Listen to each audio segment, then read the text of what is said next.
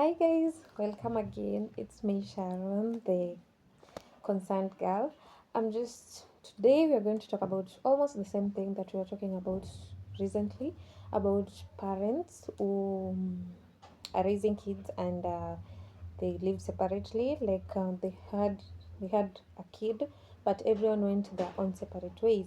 And we talked about sexual abuse and how if parents are not careful, these kids are going through sexual abuse in the other homes where they're living, but the parents are not aware.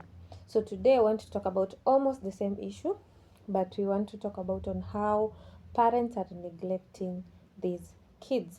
I'm talking specifically of kids who are raised with parents who are separated, who decided to separate.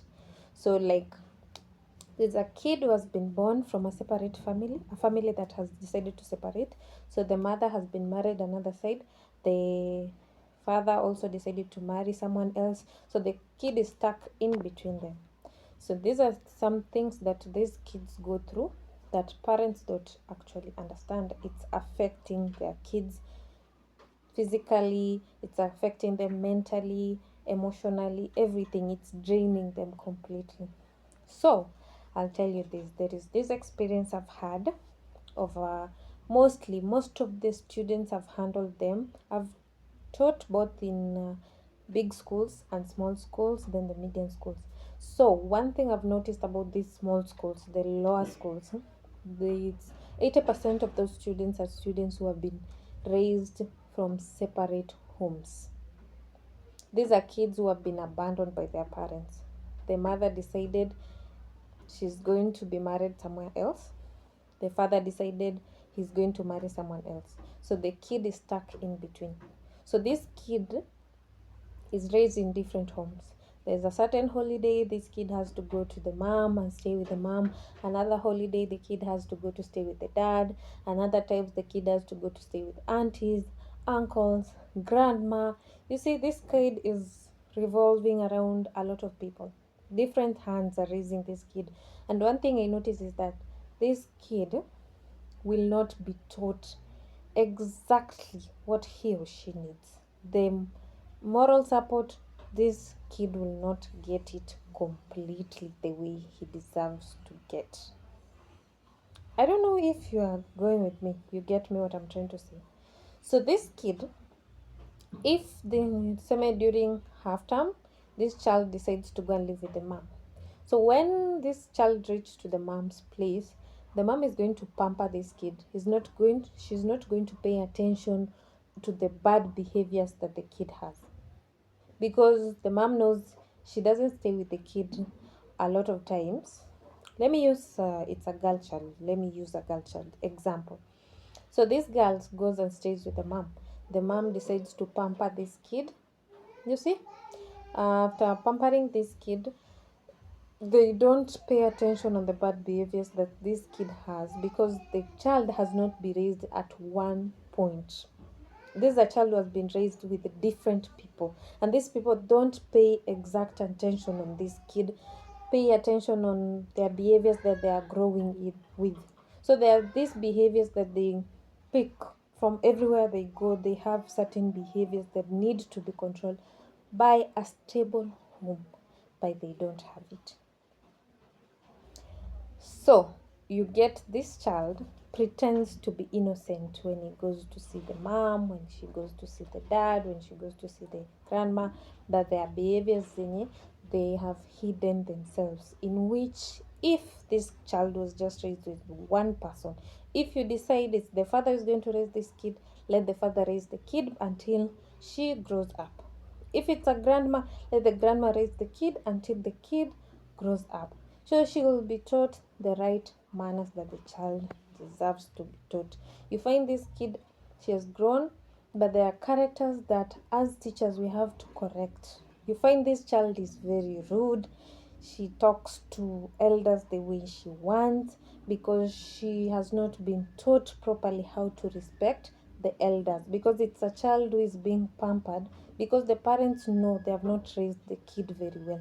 So every parent is trying to pamper her so she would feel safe in their hands, but they don't realize that they are spoiling this child because they are afraid to reprimand the child when she or he does something wrong. Do you get me? Okay, that's one of the issues. The next issue, you find a child in terms of financial support in school. You get, as a teacher, you try to call the dad. You want to tell the dad there is this payment that has to be paid, school fees and what. Then the dad is like, I don't stay with the child, call the mother. Okay, as a teacher, okay, I decide, let me try and understand. I call the mother. You think maybe they had an understanding on how to raise the child and how they are going to support the child. So you call the mother. When you call the mother also tells you that I don't live with this child. Call the dad. I do a lot of support. I pay for this, I pay for this. Let the dad also do this. So the kid is left stuck in between them. No one to support. Everyone is saying, call this one, call this one. Like, I think if parents you have decided to raise your kids separately, you should come with a makeable agreement and decide, me, I'm going to pay school fees. You'll be dealing with the shopping that the child needs, the main things that this child needs. You know, you should, as parents, please just come up with an agreement, sit down as elders. Don't show your child how you have an disagreement. You decided to separate, the child understands you decided to separate. The least you could do for this child to make sure he's okay mentally, just try to support, agree to support as parents. Father, you're going to pay school fees. Mother, you're going to pay other extra expenses. This one is going to send this amount of money every month. This one is going to send money for remedial that way. And everything will be okay.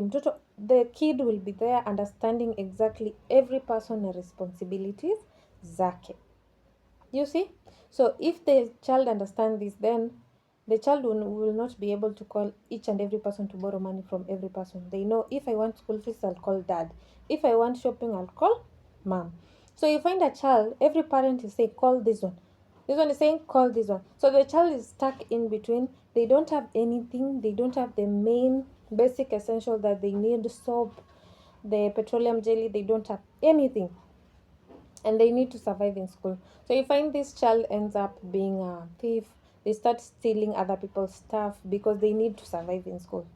So you find a girl, they don't have the basic needs. They need like pads, soap. They don't have all those. So they end up, even the pants.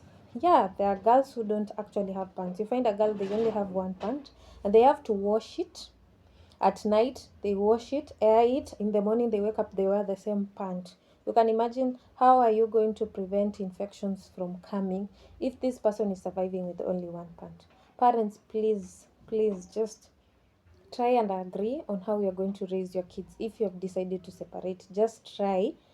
As elders as you are, as old people as you are, you should be able to make an agreement on how you're going to support your child. You can't leave all the burdens to us teachers to take care of your students. Please, you need to take care of your child mentally. I've seen cases of students crying because they feel like their parents don't love them, their mothers don't love them, their fathers don't love them. Each and every person have moved on with their lives, with different families. They don't care about this child they have left behind, who is being supported with the different family members. And these family members, actually, some of them, they don't even want them. So they treat them as slaves at home. They do different kinds of job that they are not even supposed to do. They don't even get time to study because they're just tolerating them.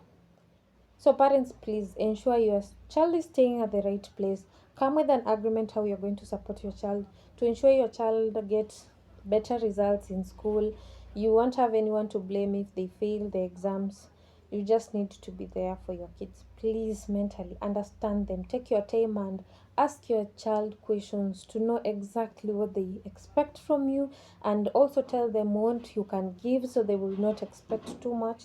Tell them what you are capable of giving them, and I think they'll be okay.